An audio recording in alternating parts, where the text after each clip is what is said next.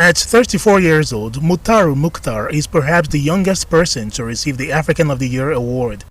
A jury selected him for the award for his work in countering terrorism and radicalization in West Africa. My interest in counter-terrorism dates back to my pre-teenage years.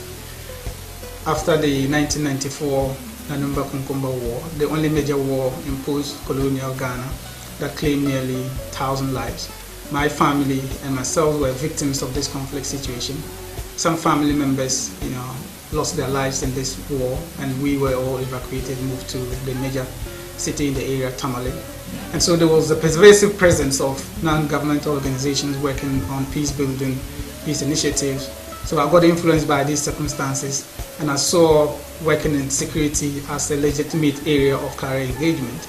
And so after my first degree and working a bit in consulting, I decided to go study international terrorism and global security at Coventry University at a time when West Africa was largely the epicenter of terrorism, in the entire world. It recorded the largest, number of fatalities relating to terrorism, over 7,200 lives, far more than ISIS in Syria and Iraq. And so I came back here to engage in countering the underpinnings of radicalization and violent extremism, and this is what led to the birth of the West Africa Center for Counter-Extremism. The target of his advocacy was local communities vulnerable to factors that could motivate them to turn extremists. Research was critical to lay the groundwork, starting with piracy on the high seas around Africa.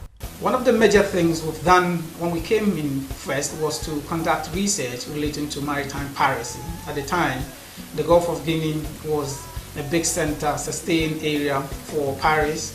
The threat level had come down from the Horn of Africa to the Gulf of Guinea. So we conducted a 3-month research, together with the Minister of Interior and the Minister of Transport. It was a big thing for us because we got published in international magazines and journals. With the research in place, actual linkages with communities and schools started. And so after this, it brought us some prominence in the local environment, and we focused on working with local community groups. We've set up a peace network within, educational institutions in the north, especially, serving as a platform for young people to engage in peace initiatives, because we believe that, the battle against terrorism cannot be won largely only on the battlefield. It will be won in the mindsets of people, especially young people, vulnerable people.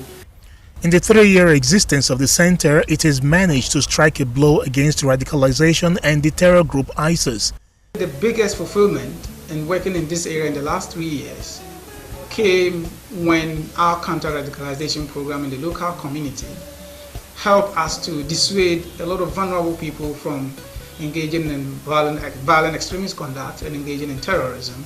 And one of the high-profile cases was when a young guy who was radicalized here by a recruiter in ISIS, a native of Tunisia, and he was on his way to fight with ISIS in Syria. Just a day before, he watched our counter-radicalization program on television, and that was what changed everything for him.